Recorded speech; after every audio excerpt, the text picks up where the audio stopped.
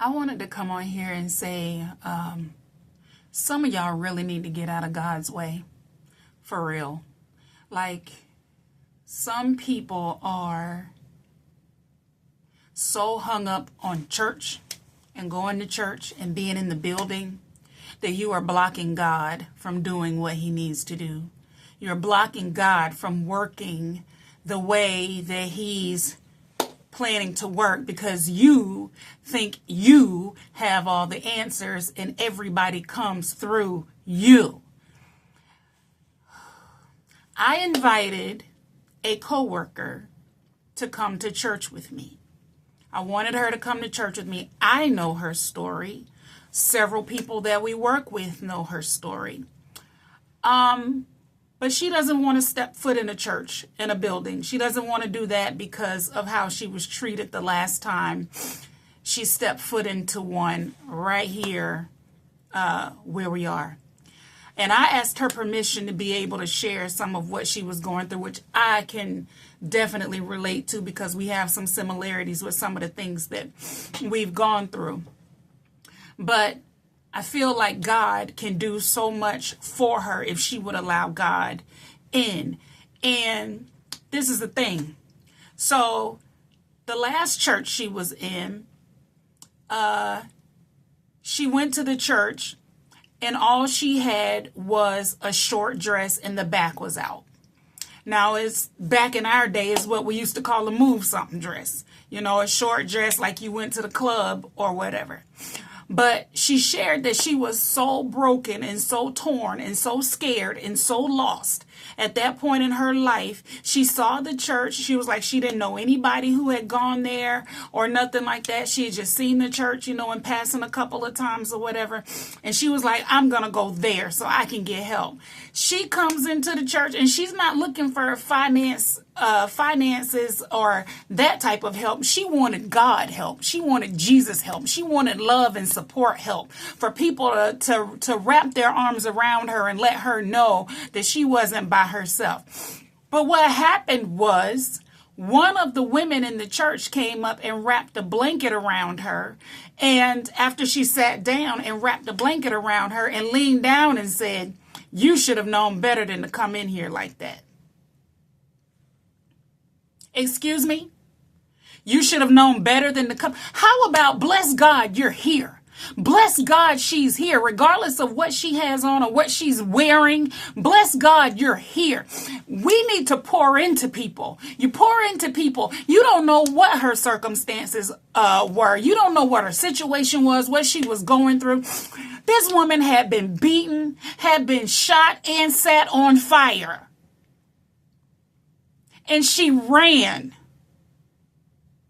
trying to get away from a person that was trying to take her life. And when she got out of the hospital and she got something about herself of trying to get somewhere, the first place she went to the church. And instead of her being met with love, she was met with, "You should have known better than to come here with that."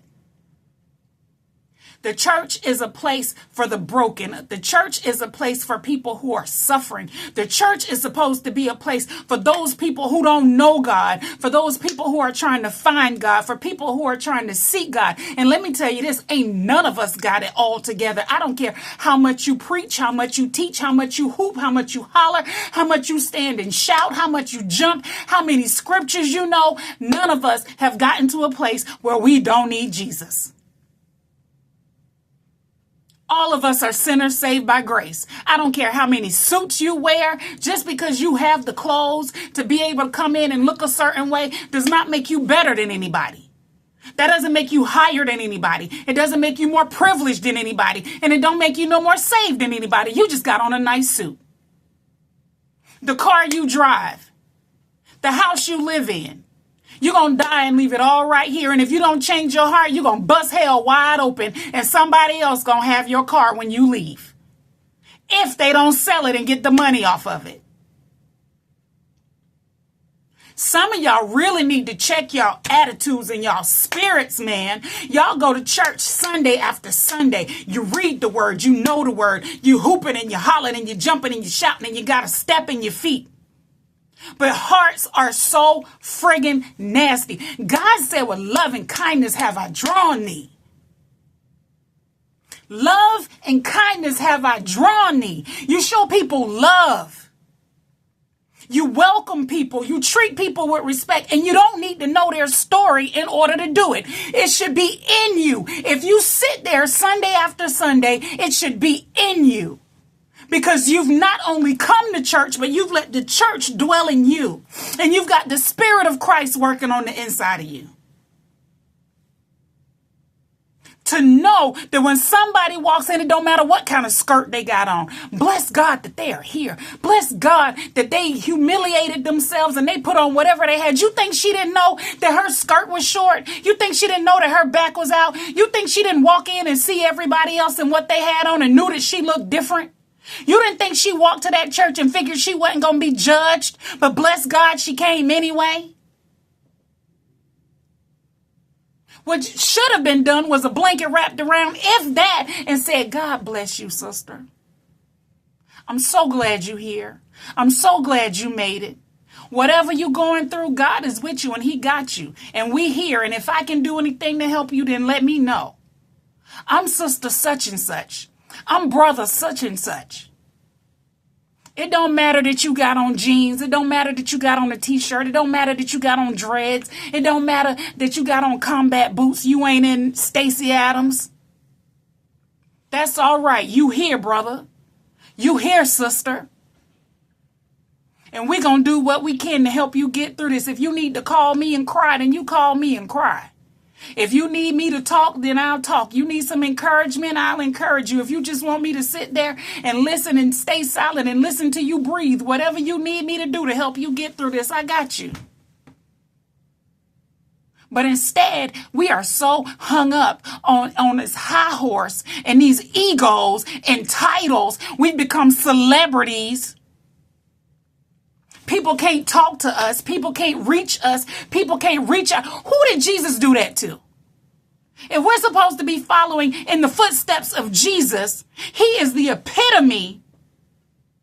Then when did he do that? When do we get this to celebrity status? Now, I'm all for protecting your oil. I'm all for, making sure that the certain people, don't have access to you because you don't know where their spirits are. I get that. But all of this other stuff, well, we got entourages and people can't talk to us and you can't shake their hand and, you can't have a phone call and all of this other kind of stuff because, who are you to call me? You human just like me. You got a soul just like me. You're a sinner saved by grace just like me. Don't matter if you got a platform. Humble yourself. Man, y'all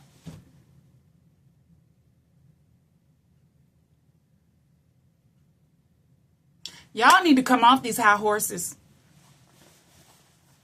God ain't pleased. He don't like it. Especially if you know his word. Especially if you know his word. You think going to the church saves you? It don't. Going to the building don't save you. I don't care. You can sleep in there 7 days a week. If your heart is nasty, your mind is nasty, your tongue is nasty, you slandering people, you hurting people, you hurting people, but your pride too big, you can't apologize. You're making excuses and justifications, knowing you're wrong. Oh, but I'm in the church. Yep, and it's in vain. You're loving on people and talking about them. People coming in the church and you're tooting up your nose. Like you so much better. You're not. We're all filthy rags. Every last one of us. And we all got a race to run and all of us trying to get to the same place. But if some of y'all don't change your hearts, you ain't gonna make it. You ain't got to have the same sin as everybody else. Oh, I don't do that, but you do that. Oh, I don't smoke weed. I don't get high, but you gossip. Oh, I don't fornicate. I don't sleep around, but your heart nasty. You're cruel. You're mean. You're egotistical. You're self-centered. None of it is good. I'm so over it. And then y'all wonder why people don't want to sit in your church, why the church ain't growing, why people don't want to be in your building. It's that. People would rather stay home than to come and have to deal with that. I'm supposed to come to the church and get love. I'm supposed to come and get encouragement. I'm supposed to come and get lifted up. I'm supposed to come and see Jesus. But instead, I come to his house. His house. Not your house. His house. He's the cornerstone. His house. And I get torn down in his house. I can stay home. I can stay in the street. Because guess what? The people in the street don't do that to me. And you want to know why the church ain't growing, why people don't want to be there. And I ain't talking about no specific church. I'm talking about church, period. I'm talking about the bride of Christ, period. So before anybody, I wonder who she talking about. I'm talking about everybody. The church. People who are called to God and say they follow Christ.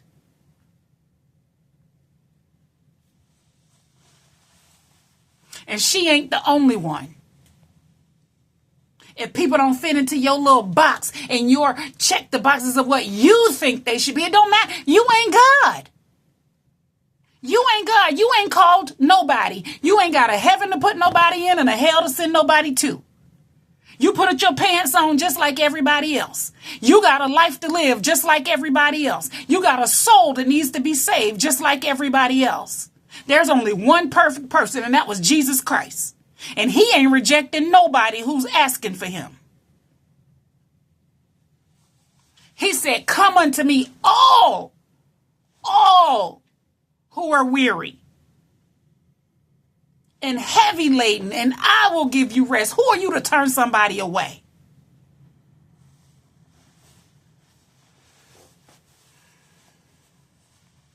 Y'all need to get y'all spirits together. Point blank, period.